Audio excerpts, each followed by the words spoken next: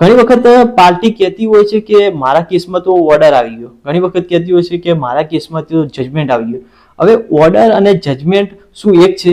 તો મિત્રો જણાવી દઉં કે ઓર્ડર અને જજમેન્ટ વચ્ચે તફાવત છે. ઓર્ડર અને જજમેન્ટ બંને અલગ વસ્તુ છે.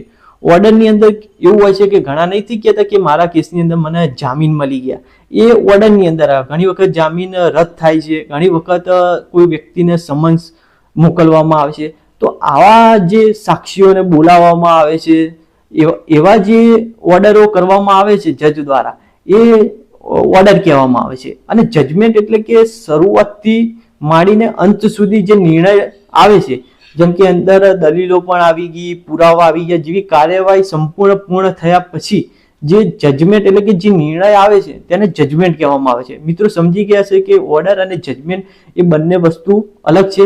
અમારો વિડીયો પસંદ આવે તો મારી ચેનલને સબસ્ક્રાઇબ જરૂર કરજો, જેથી કરીને આવા મહત્વના વિડીયો મળતા રહે મિત્રો.